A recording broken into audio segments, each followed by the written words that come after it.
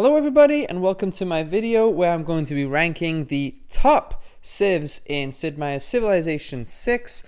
I know there's a few videos out there like this, but I've come with a pretty complex scoring system that I think has given a pretty fair reflection of which civs are game-changing, which civs are, they're okay, and which civs, spoiler alert, there is a few that are, well, not terrible, but offer very few advantages over any other civ in the game. So we'll get to those later. Why don't we start off with the best? Now I should conclude, I was almost done ranking all these civs. The developers came out with the final update, so it has changed my rankings, and it did change number 1 on my list. So without further ado, here we go. Numero uno, the best civ in Sid Meier's Civilization 6. The number 1 top-ranked civ is Korea, led by Queen Sunduk. 한국의 선덕 여왕은 당신을 인정합니다. And this should be really no great surprise. Korea is a powerhouse of a civ. And there's a few reasons for this. The first of which is their unique district, which is the Seiwan. This is a replacement for the campus district and provides +4 science adjacency immediately. This is so good. You don't have to worry about mountain tiles to get great adjacency bonuses. It must be built on hills. No one cares. It just doesn't matter. The Three Kingdoms ability, where mines receive +1 science for each adjacent Seiwan district. Holy moly! Korea is unstoppable in science. So it's no great surprise that they're ranked as my top science civ. The unique unit is the Hwacha, which overall is a pretty good unit. It replaces the field cannon with a higher ranged attack strength. The only real negative of it is it's a later game unit, which are always going to be ranked lower, as by then civilizations have kind of set themselves out. However, it can be used as a great defensive unit if you're going for, I don't know, maybe a science victory.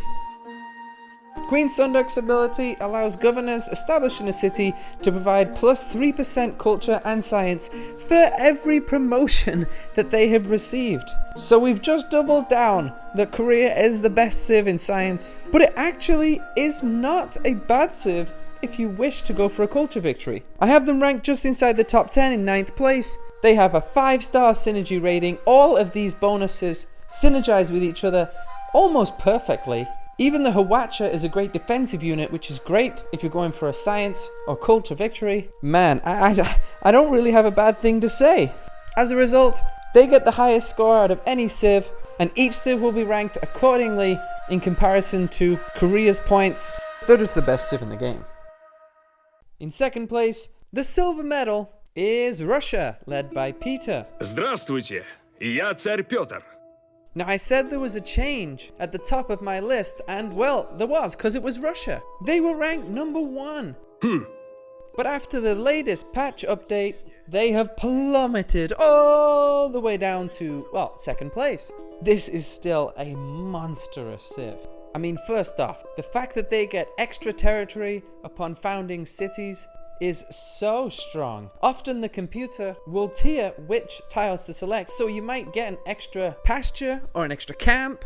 So that in itself would be an amazing ability. But we're not done yet. You get +1 faith and production from Tundra, and there's the whole nonsense about other civilizations' troops dying if they're trapped in a blizzard. This is the 7th best ability in my opinion. It got a little bit worse, as I believe there's less tiles available than there initially was, but it's still very powerful. You know what else is powerful? The Cossack. You know how I said later game units will often rank lower? Yeah, the Cossack does not count in that. It's the 3rd best unique unit in my opinion. It's stronger than the cavalry and gains +5 combat strength when fighting in or adjacent to its home territory. And here's the kicker. It can move after attacking. This makes it such a dominant unit in the mid to late game. Their unique district is the Lavra. This also got a minor bump. It replaces the holy site. It's cheaper to build, which is nice because having to build holy sites early on to get religions is painful. But here's the specialty about the Lavra. +1 great writer point per turn with a shrine, +1 great artist with a temple, and +1 great musician with their worship building. Honestly, I have played games where the computer has so many great people that they just sit them in cities. They don't have anywhere to put them. And finally, Peter's special ability, the Grand Embassy, means that Russia receives science and culture from trade from civilizations that are ahead. This is a little bit specific. I don't love this. This is a mid-rating ability in my opinion, but it can help you early game if you get a few trade routes down. Listen guys, at the end of the day, Russia is the best civ across the board for any victory type. If you're not sure which victory you want to go for before the game starts, you have to go as Russia. 9.2 rating. I only gave it 2.5 stars of synergy, however, simply because all of the unique abilities are not particularly strong in one category. However, what they do allow is flexibility for the player. Just behind Peter in third place, with a score of 9, is Matthias of Hungary. Mátyás vagyok. Én vagyok Magyarországnak királya. This was a bit of a surprise to me, but when I went through each and every ability that they have, I understood just how powerful they can be. The unique ability allows 50% production, 2 districts and buildings constructed across from a river, which is really good actually. There's a lot of rivers usually around. This isn't 25%, this is 50%. Towards any districts or buildings. The thermal bath is also pretty good. It doesn't sound like it would be, but it is. It provides 2 amenities and 2 production to each city center within 6 tiles. It would be ranked higher, but unfortunately you can't keep stacking these on top of each other. It also does receive 3 tourism and 2 additional amenities if there's a geothermal fissure in the city's borders. So what is Hungary about? It is about domination. Their unique unit is the Hussar, and it's a fantastic unit. It replaces the cavalry, so a little bit later game, but cavalry are very powerful. And it gives a +3 combat strength for each and every active alliance. So if you are smart and you know early game which person you want to take out first, you can be allied with everybody else, in which case they don't stand a chance. Matthias's ability, I have only ranked in 20th spot, so it's mid-tier. Levied units get 2 movement and +5 combat strength. It also costs 75% less gold to upgrade levied units. So you have to be pretty good at city-states. Don't get me wrong, this is a great ability. It's just holding on to city-states can be a little bit tricky at times. And if you can't do that, this ability is kind of nullified.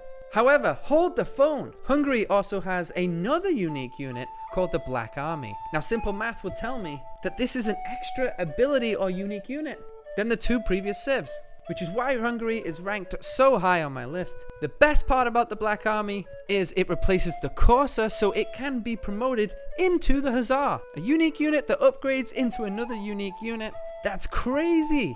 I have them as a top 5 domination civ, although not amazing at any other type of victory. 3.5 star synergy rating, as when you play as Hungary, you're probably going to go for domination, which the Bath, although it creates some production, doesn't really help you with. And also being allied with people doesn't really work either, but they're a lot of fun to play as. Right behind Hungary in 4th place, also with a score of 9, is Mapuche, led by Lautaro. Feulawai-chan meo muletuin. Pumapuche punetu afiki suta mi wei chapeyenta mi wewafiel. This civ was strong and just got stronger. Their unique ability allows cities with established governors to provide 5% culture, 5% production, and 10% combat experience to all units. Free production just from a governor? This is a strong ability, but wait, it gets better. These numbers are tripled in cities not founded by the Mapuche, and all cities within 9 tiles of your city with a governor gain 4 loyalty per turn. So this makes them an ideal civ for a domination victory. The unique improvement is the Shemamol, and well, it's pretty terrible. +1 production, provides culture equal to 75% of the tile's appeal. But that's okay, but it doesn't really synergize too well with going for a domination victory. What does synergize well is having a great unique unit, and the Mapuche do. The Milan Raider has +5 combat strength bonus if within 4 hexes of friendly territory, and they can pillage, which only costs 1 movement. These guys can cause absolute havoc. Finally, Lautoro's ability gives him plus combat strength when fighting free cities or civilizations that are in a golden or heroic age. So timing is pretty crucial, but if you predict a neighbor is about to get a golden age, you can pretty much destroy them with Lotoro. Because here is the real kicker. Defeating an enemy unit inside the borders of that city causes the city to lose 20 loyalty and 40 loyalty if they're in a golden or heroic age. This will flip cities immediately into free cities, which we just said you have a plus 10 combat strength against, the 5th best ability of any leader, and a powerhouse of a domination civ. The Shimamul kinda makes it only a 2.5 star synergy rating, but Mapuche, a civilization I didn't really think about early on, is now one of my favorites to cause havoc with. Rounding out the top 5 and rounding out what I have called the diamond tier civs, simply the best top 5 civs in the game, is Khmer. This civ just received an absolutely mesmeric bump up. Okay, so what's Khmer about? Cities with an aqueduct receive plus 1 amenity and plus 1 faith for every population. Hang on. Plus 1 faith for every population. Granted, you have to build an aqueduct, which are terrible, but that means you could get 20 faith without a temple. Farms also provide plus 2 food if adjacent to an aqueduct, and plus 1 faith if adjacent to a holy site.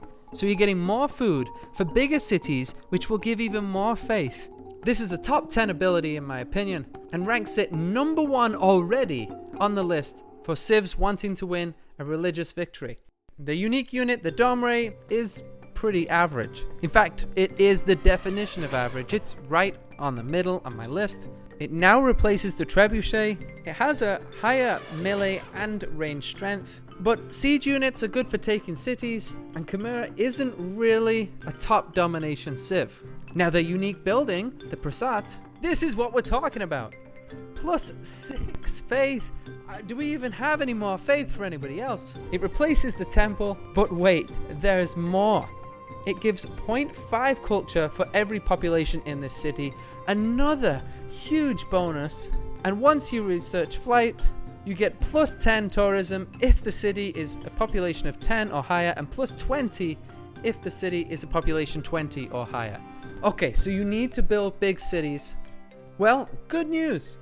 Their leader ability allows holy sites a major adjacency bonus with rivers, and holy sites provide food equal to its adjacency bonus, and plus 2 housing if on a river. It's simple. As Khmer, build aqueducts, build granaries, build farms, build holy sites, build anything that gets population high, and you are, well, untouchable. So that ends the diamond tier of civs. Those 5 civs, I wouldn't just call game changing, I would call them almost unfair. And in 6th place, we have Shaka of the Zulus.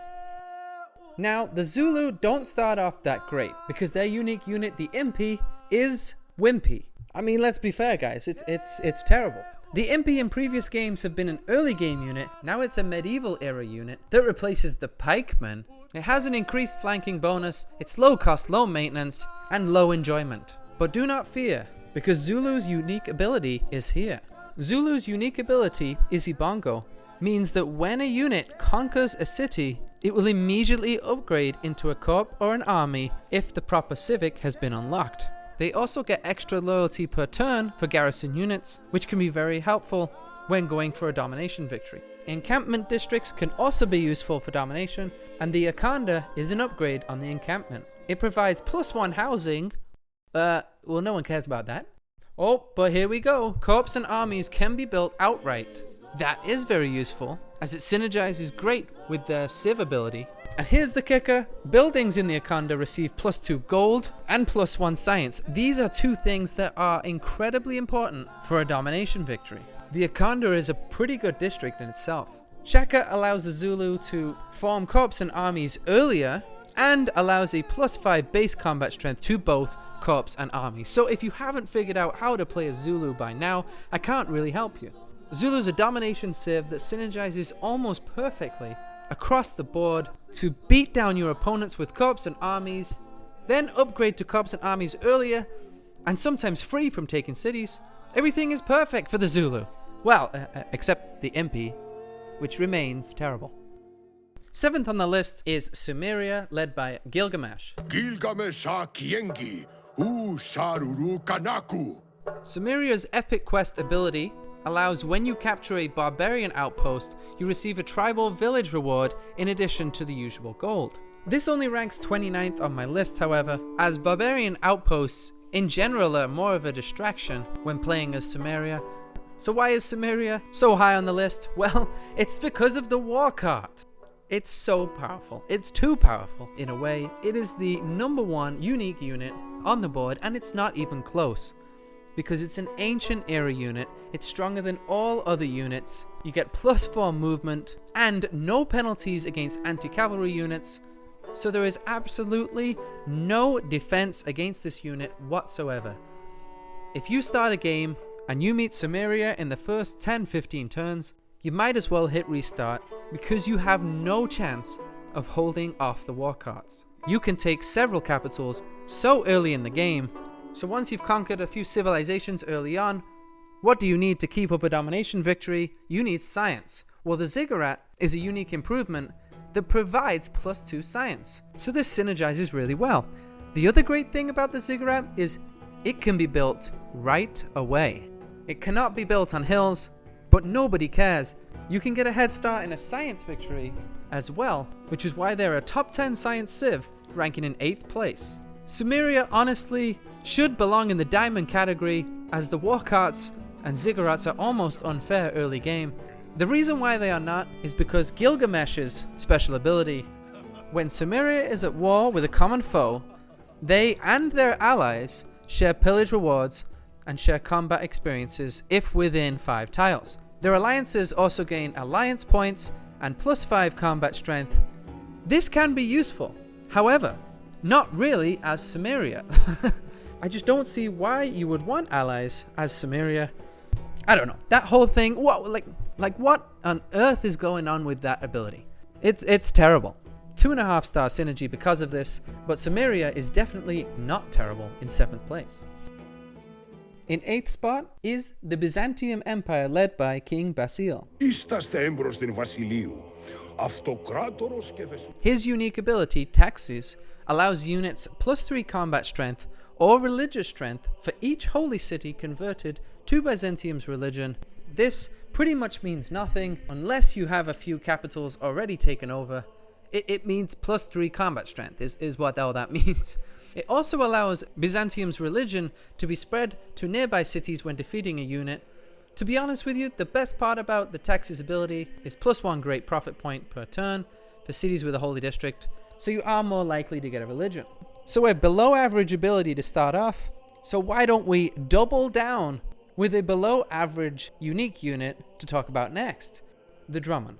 This replaces the Quadrime, has additional range, and receives +10 combat strength against units. The Drummond actually isn't a bad unit. There just really isn't anywhere that it helps you. But do not fear, it's about to get a whole lot better for Byzantium. The Tagma is Basil's unique unit that replaces the Knight, and this is a good unit because all units within 1 tile of the Tagma receive +4 combat strength or religious strength. So you only need 1 Tagma in the center of your army to get the +4 combat strength bonus. The best part about starting as King Basil, though, is the Hippodrome district. It replaces the entertainment complex, it provides +3 amenities, and is cheaper to build, but hold on. Each and every time the Hippodrome is constructed, you receive a free heavy cavalry unit, like the Tagma. That is incredible. It makes entertainment districts actually worth building. It makes them better than encampment districts, as you're getting free units. Basil's final ability is that heavy and light cavalry units do full damage against cities that are following the same religion as Byzantium. This is specific, but deadly powerful if used correctly. All of this rounds up to a 7.6 rating, 3.5 star synergy rating, simply because, well, the Dromon is terrible. I do have it cracking the top 10 in 8th spot for a religious victory. Also scoring 7.6 is America, led by Teddy Roosevelt, more specifically, Bull Moose Teddy Roosevelt. Welcome to the United States of America. America's unique ability, Founding Fathers, allows all diplomatic policy slots in the government to be converted to wildcard spots. This is a top half ability, as diplomatic policy slots generally are almost worthless, especially early game. America also gets +1 diplomatic favor for each and every wildcard slot in their government, which can help if you're going for a diplomatic victory. Teddy's unique unit is the P-51 Mustang. This replaces the fighter unit and gains +5 combat strength against fighter aircraft. It also has a +2 flight range. It is actually a pretty fierce and powerful unit, especially at defending your civilization late game, which can synergize well if you're going for a culture or science victory. It's just ranked number 28 on the list because it is a late game unit. The real reason why America under Bull Moose Teddy is so powerful is because his ability allows breathtaking tiles adjacent to natural wonders or a mountain to gain +2 science, breathtaking tiles adjacent to a wonder or a woods to receive +2 culture. When played correctly, this allows Teddy to get off to a strong scientific or cultural start. America's unique building is the film studio, which doubles tourism pressure from the city towards other civilizations when the game enters the modern era. This is actually really good. The only problem with the film studio is it comes into the game such a late stage. However, it can be game changing. All you need to do is to keep up and the film studio will put you over the edge. America is a well-rounded civ. I have it as the silver medal civ in the diplomatic victory that I don't talk about all that often because realistically any civ can win a diplomatic victory. Nevertheless, America ranks inside the top 10 in 9th spot. Rounding out the top 10 on the list is Australia, led by John Curtin. John Curtin. I speak for the people of Australia as their Prime Minister. Australia has a very powerful, unique ability that allows +3 housing in coastal cities, pastures to trigger a culture bomb. It allows yields for campuses, commercial hubs, holy sites, and theatre squares to be +1 with charming appeal or +3 in breathtaking. And this can allow you a strong start that can power your way to any type of victory. The unique unit, the Digger, is only ranked 29th on the list, however, mostly because it is a modern era unit that replaces the infantry. And while the Digger is good and gives a +10 combat strength when fighting on coastal tiles, and +5 combat strength when fighting in neutral or foreign territory, modern era unique units just cannot be ranked that highly as they are simply not game changing. The Outback Station is a pretty decent unique improvement that gives +1 food and +1 production to each adjacent pasture, and it gives additional food and production later on in the game. The Outbacks specifically make desert and desert hill tiles a lot more useful, which can certainly help if Australia starts on a map that is surrounded by coastline with a big desert in the middle, kind of like Australia actually. John Curtin's unique ability allows double production if they've received a declaration of war or liberated a city in the past 10 turns. This can be incredibly powerful and useful, but it is very specific and only lasts for 10 turns, so it's really not that good.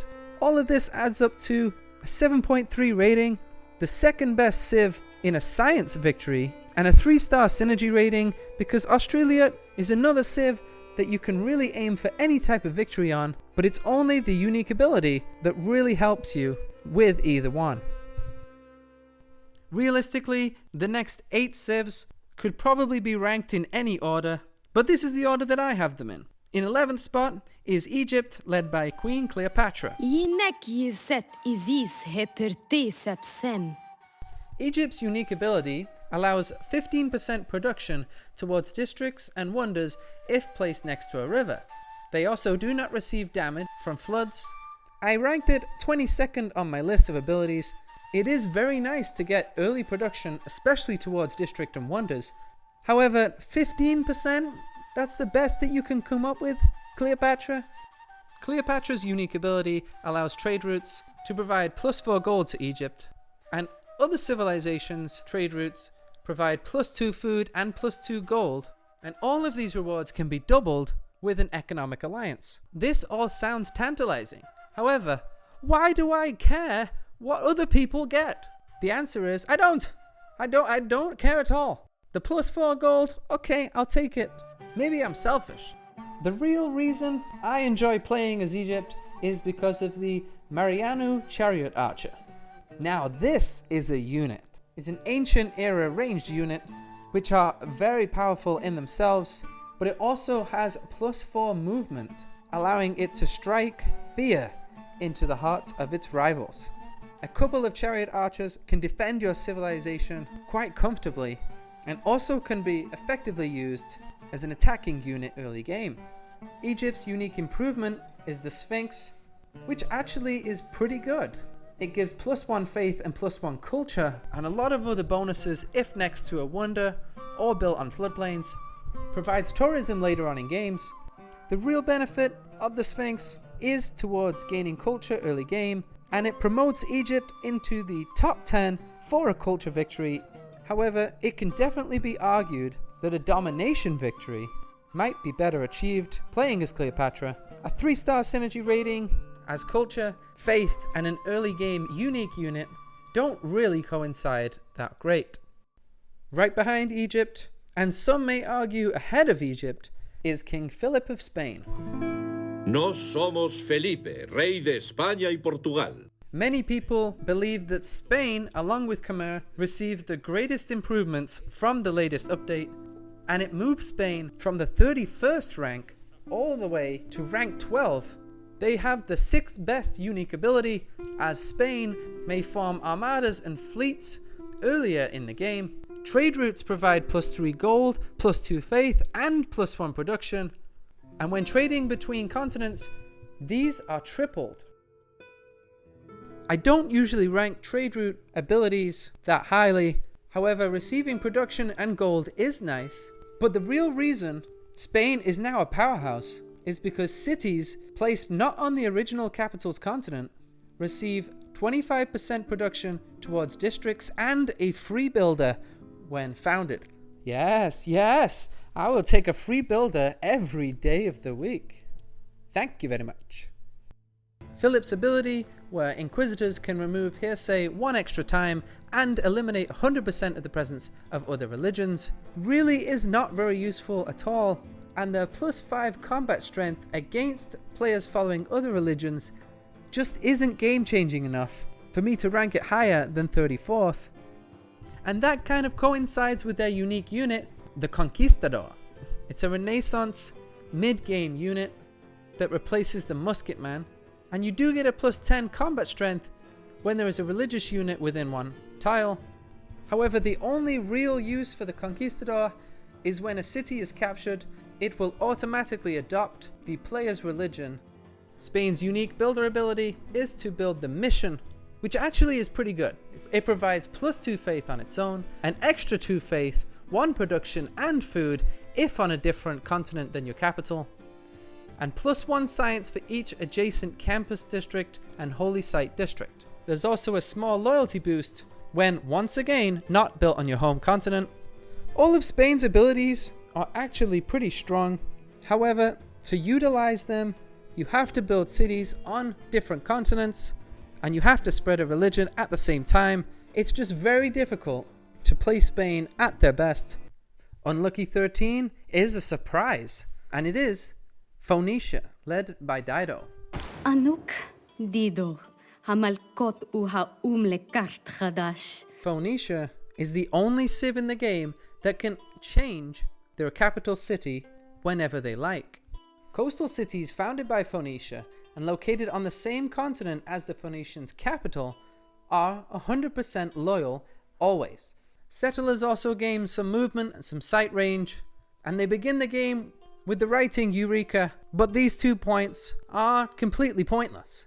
However, the fact that coastal cities are always loyal is incredibly strong. The real plus when playing as Phoenicia, however, is the Kothon. This is a replacement for the Harbour District, which normally wouldn't put a Tilly in my tally, because Harbour Districts, well, they're not that good. But, plot twist, the Kothon is. It's much cheaper to build, provides 50% production towards naval units, okay, but also provides 50% production towards settlers. game changing. And in case that isn't enough, all wounded naval units heal instantly to 100% health.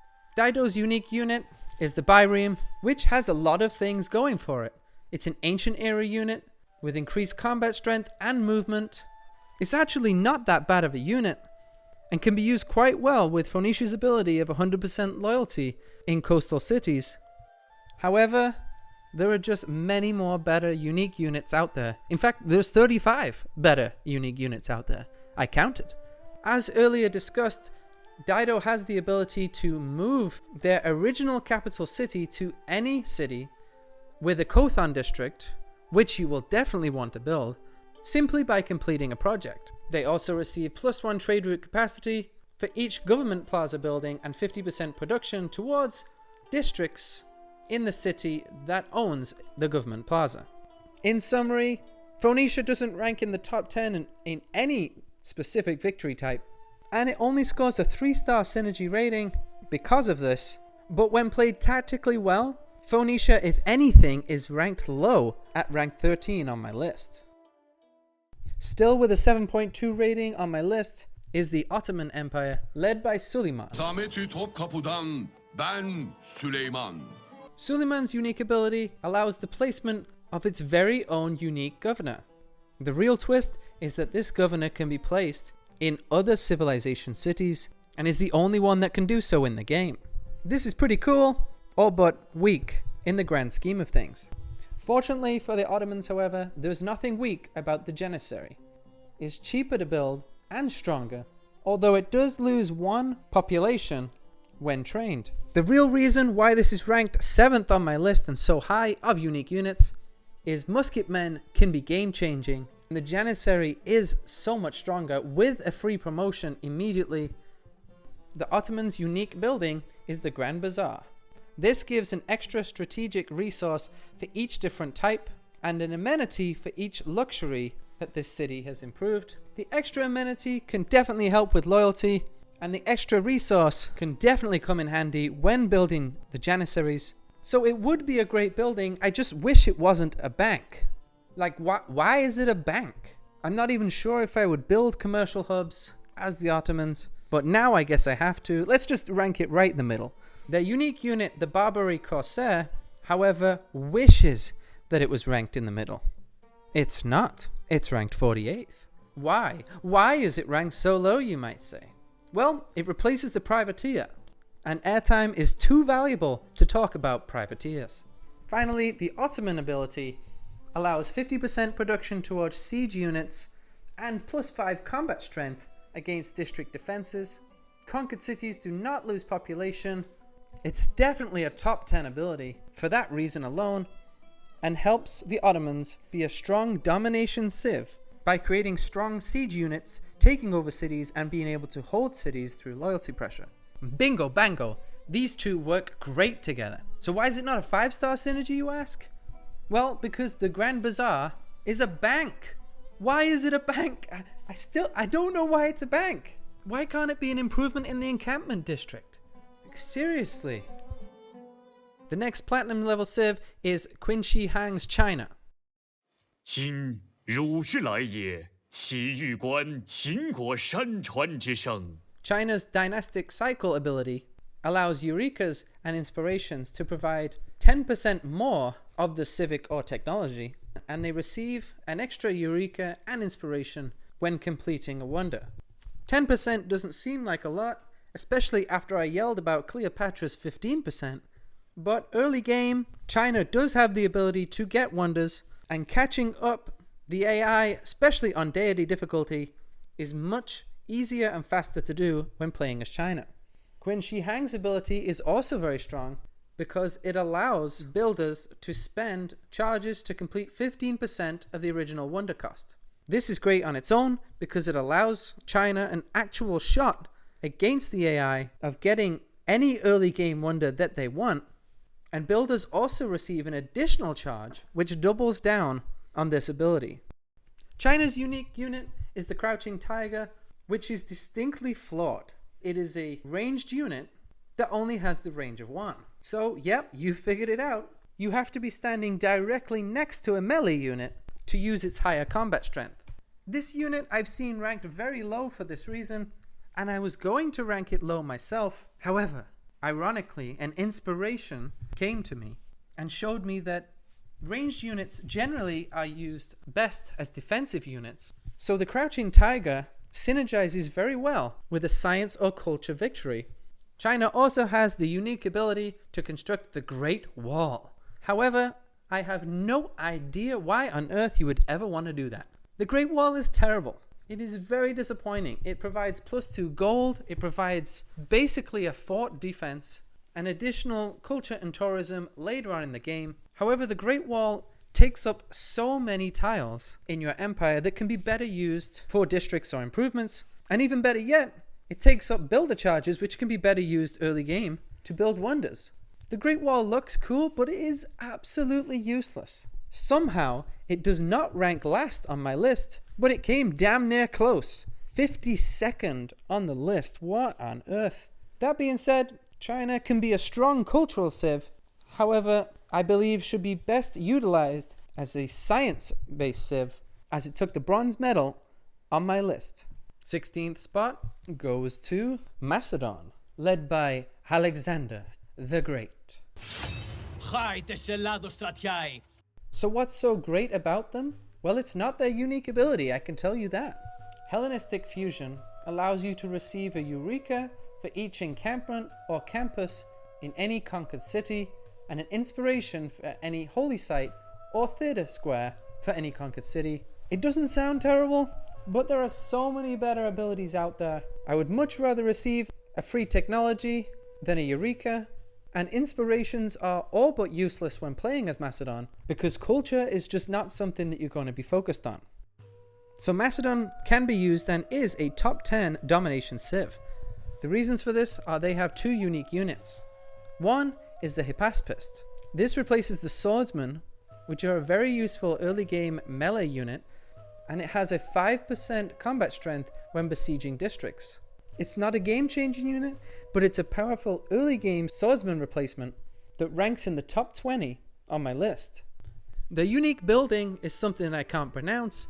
It is the Basilikai Paides. It's difficult to pronounce, but it's not difficult to see why you'd want to build it. You gain 25% combat experience for melee and range units, and you gain science equal to 25% of the unit's cost when a non-civilian unit is created. 25% of the unit's cost in science isn't that great. However, it is a building that gives science inside an encampment district. You're definitely going to want to build this building, so it's ranked in the top 15. Alexander the Great's ability just isn't that great.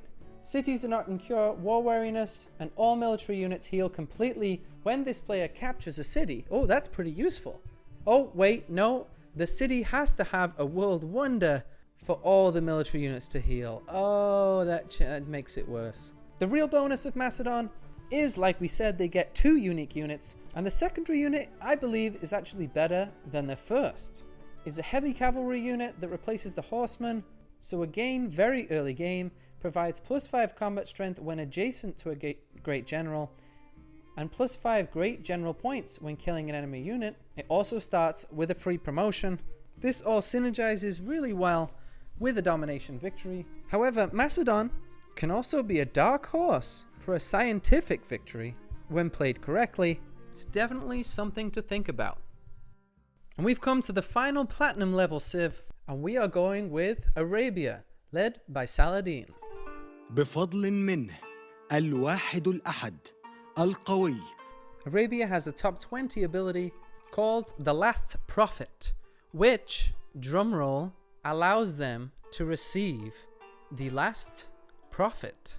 Crazy, I know. This ability actually is very strong, because not having to prioritize holy sites early game can allow you to get a head start with other districts, knowing that you're going to get a religion in the end.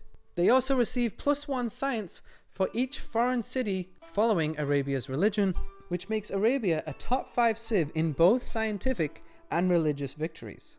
Arabia also receives the Mamluk. It is a replacement for the knight, and it heals at the end of every turn, even after moving or attacking. These units can cause havoc and also are very difficult to destroy, so can provide great city defense, especially if going for a scientific or religious victory.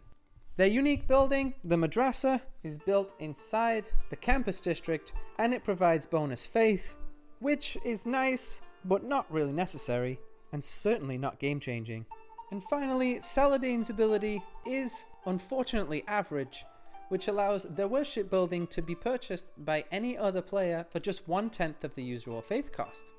This is pretty terrible because it is not controllable by the player. The saving grace of this ability is that the worship building is enhanced to receive 10% science, faith, and culture output of Arabian cities, however. All being said, Arabia tries to mix science and faith together, which is kind of like trying to match fast food with losing weight. The concept is always going to be flawed. However, I find that their best use can be with long-time players who want a little bit of a different challenge moving forward. It's time for the gold tier civs, led first off by Gorgos Greece. Gorgoemi, Chavasileia ta Spartas, και χαγεμόν των Χελένων. The Spartan heavens rejoiced when they found out that the developers had finally fixed Greece in the latest update. Yes, they must have fixed the Acropolis. Well, no, they didn't. It's still pretty terrible. It is cheaper to build than the Theatre Square, but provides a measly +1 culture bonus for adjacent districts, or a +1 culture bonus for city centre, and +2 culture bonus for any adjacent wonders. This just isn't game-changing enough to make me want to play as Greece, and isn't game-changing enough to make them a top culture civ either. Greece, however, did keep their strong Plato's Republic ability. This allows 1 extra wildcard policy slot in any government. And right away, I'll tell you, this is one of the best abilities in the game. Having an extra policy slot immediately at the start of the game is such an advantage over any other civilization, never mind the fact that it is a wildcard policy slot, which ding ding ding just hits all the bells in my books. Greece's problem for the longest time was the hoplite. However, no more. The hoplite unique unit is back. It still provides +10 combat strength if there is an adjacent hoplite unit next to it. However, the fixing of spearmen in general now allows the hoplite to do serious damage early game, providing that you can get enough. It is also a useful defensive unit as it is an anti-cavalry unit, so once the opposition throws out chariots or horsemen, Greece should be able to hold on. Gorgo's Thermopylae ability means that combat victories provide culture equal to 50% of the combat strength of the defeated unit.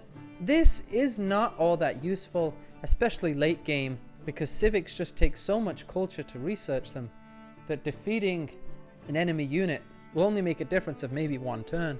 However, they do receive +1 combat strength for every military policy slot. This can be useful, especially provided with the 1 extra wildcard policy slot that Greece receives. Overall, Greece under Gorgo received enough of a buff to move it into the gold tier. However, I can understand if other people's ranking has them still a little bit lower. Okay, are you ready for the 19th place civ? We have France, led by Eleanor. Pensiat vengut la cour d'Ariano, Duchessa d'Aquitania. Okay, now Eleanor's ability is, all being said, absolutely insane. Great works cause a 1 loyalty loss per turn in foreign cities within 9 tiles. Okay, losing loyalty, I can get with that. But the real treasure is that when a city leaves another civilization due to a loyalty loss, it no longer becomes a free city and automatically joins with Eleanor. This is mad. Absolutely mad. I can't even play as Eleanor anymore because of this.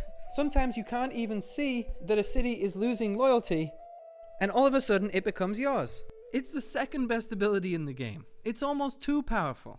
So why did I choose Eleanor of France as opposed to Eleanor of England? Well, that's because Eleanor of England is terrible. Eleanor of France receives 20% production towards medieval, Renaissance, and industrial era wonders, and double tourism from wonders in any era. This, as you can see, coincides brilliantly with Eleanor's chances of a cultural victory. However, It's good. I just wish this ability was 20% production towards any wonder. There's only two things wrong with Eleanor's France. One is the chateau, which does provide +2 culture and +1 gold, which should coincide well with a cultural victory. However, with the new update, it must now be placed adjacent to a bonus or luxury resource, which just makes it incredibly situational, and you won't be able to pop enough of them out for it to really make a difference in the game. Finally, the French unique unit is the Garde Impériale, which does provide a +10 combat strength when fighting on your capital's continent, and great points for killing units. It's a late game melee unit that can only be useful attacking in situations, so is more useful for defensive situations. However, I'd rather a ranged unit defending the city than a melee unit. That all being said, we still give Eleanor a 5-star synergy rating simply because of the madness that she can create when it comes to loyalty. It easily makes her the most powerful culture civ in the game. She can also be a powerful domination civ simply by taking half the cities for free. However, before you start a game as Eleanor, don't do it! It's just too crazy. 20th place on the list, and the biggest faller from the latest update, is Nubia, led by Amanatore. I Aminator. Nubia Guanan Malikalina. Before the update, Nubia was ranked in 9th place. However, the real reason for the drop is the change to their unique ability Tassetti. It now provides only 30% production towards range units instead of 50% last time. Mines over resources still get +1 production, +2 gold, and overall it's still a really good ability, being able to pop out cheaper range units, but 30% compared to 50% is a major blow and drops it all the way down as an average rating. That 50% production could have been used towards creating the very powerful Batati Archer. It is stronger than the Archer, with extra movement and upgrades to the crossbowman. Any expert in this game will know just how good Archer's early game can be, and having a much stronger one with greater movement all but solidifies Nubia's defense early game.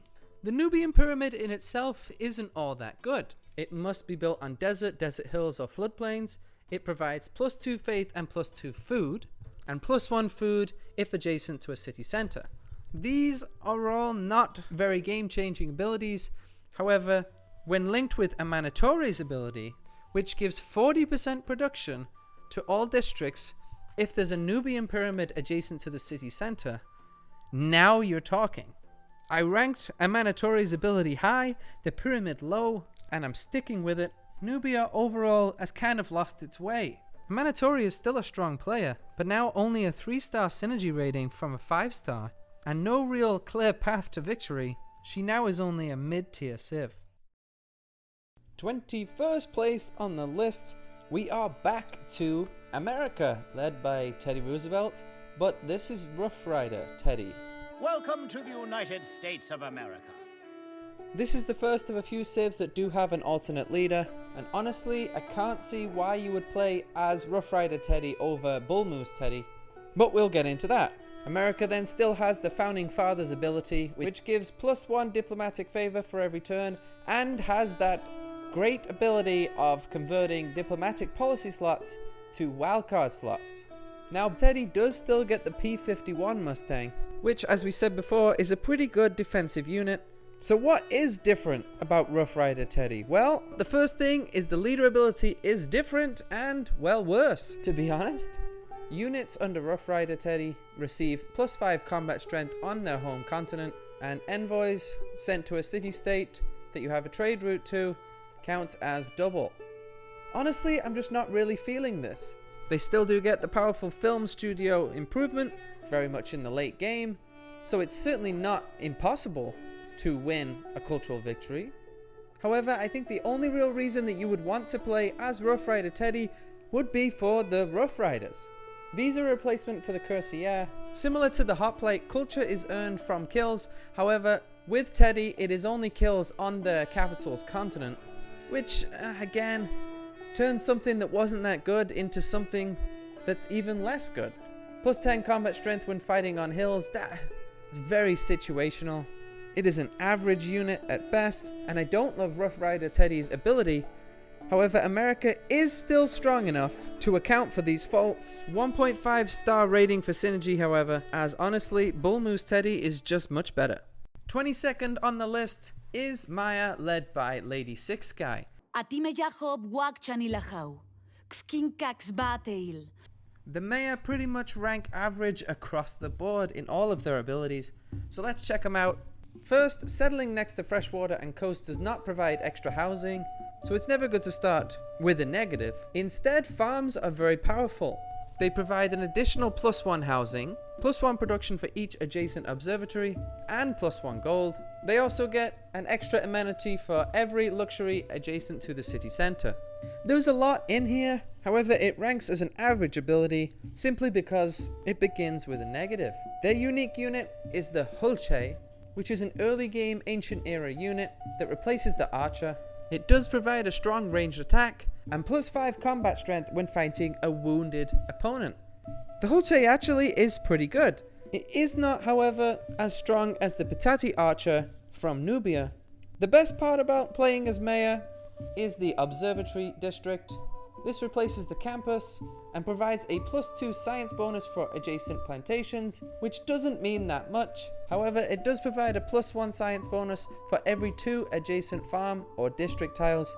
This synergizes quite well. As we've already said, farms are more important to Maya. The observatory is ranked 19th on the list. It's a pretty good district, mostly because it's cheaper to build than the campus. And finally, Lady Six Sky's ability is based around settling cities close to your capital. Cities within 6 tiles of the capital gain 10% to all yields when founded and receive a builder. This would be such a good ability, but here comes the negative again. Other non-capital cities receive -15% to all yields. So you gain 10, but you lose 15. Not sure why. You do get a +5 combat strength to units within 6 tiles of the capital now as well. The Maya are just an average civ. They do score as my 6th best civ in a science victory. The real problem is the synergy of Maya, however, because you will need to put cities close together to get the 10% yields, and that will significantly reduce the amount of farms that you can produce, which is where their other bonuses are linked to. It's a bit of a conundrum, and honestly one that I usually decide to pass on. Next to the Maya on the list is, well, the Aztecs. Well, that worked out quite well, didn't it? Led by Montezuma. His special ability is all based around luxury resources, as they provide an extra amenity to 2 extra cities. Military units also receive a +1 combat strength when attacking for each different luxury inside Aztecs' lands. These do synergize quite well and will add up late game to something useful. However, early game, while the amenities are nice, the extra +1 combat strength doesn't really do anything, and even later game, remember, this can only be used when attacking. The Aztecs' unique building is incredibly hard to pronounce, the Tlachtli. It's a unique building inside the entertainment district and does provide 2 extra amenities, which is nice, and it also provides a bunch of hogwash. +2 culture, +2 faith, and a great general point. It kind of feels like they were throwing things at the dartboard, ironically. I mean, they're nice to have, they just don't synergize well whatsoever. The best part about playing as the Aztecs is the Eagle Warrior. This replaces the regular warrior in the ancient era and has a chance to capture other civilizations' units and turn them into builders. This is a huge plus for an early game unit, as you can pop out Eagle Warrior after Eagle Warrior, defeat your enemies, and take the free builders to set yourself up nice early game. However, it isn't much stronger than a regular warrior, that's why it received a 12th ranking. So as the Aztecs, you're going to build a bunch of Eagle Warriors, capture a bunch of builders, which goes nicely with their unique ability, which allows builders to complete 20% of a district cost with a build charge. This is another very useful ability, however it's only ranked 23rd on my list because it's not as good as China's. But the big difference between the two is China receives an extra build charge as well, when the Aztecs do not. The Aztecs are a strong civilization, but the real problem is they lack any great leadership. the abilities don't synergize very well, and they make Montezuma look a bit more like a peacock. Number 24 on the list, we're going to go back to China, this time led by Kublai Khan.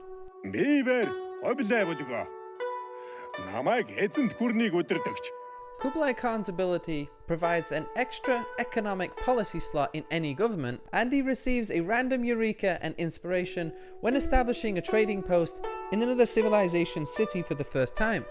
These actually are two great abilities. The extra economic policy slot is extremely useful early game, however not quite good as Greece's wildcard slot, and most importantly, these abilities simply aren't better as Qin Shi Huang's regular China ability, allowing builders to build 15% of wonders. However, the one thing Kublai Khan does have going in his favor, receiving a random eureka and inspiration when establishing a trade route becomes twice as useful, as Kublai Khan still has China's ability that changes these from 40% to 50%, and he'll still receive more eurekas and inspirations when completing wonders. However, the big negative on Kublai Khan playing as China is his ability, albeit pretty good, isn't as good as Qin Shi Huang's earlier ability of allowing builders to build wonders. Like Qin Shi Huang, Kublai Khan is also allowed to build the Great Wall, however absolutely should not in almost every circumstance, as it's pretty terrible. He also receives the Crouching Tiger unit. Under Kublai Khan, China is still a strong scientific powerhouse and takes the bronze medal in that category, and all of his abilities synergize quite well to either a scientific or cultural victory. However, not being able to build wonders will usually mean that I would not choose him to lead China. Next on the list is Germany, led by Friedrich Barbarossa. Gott grüße euch, Geselle.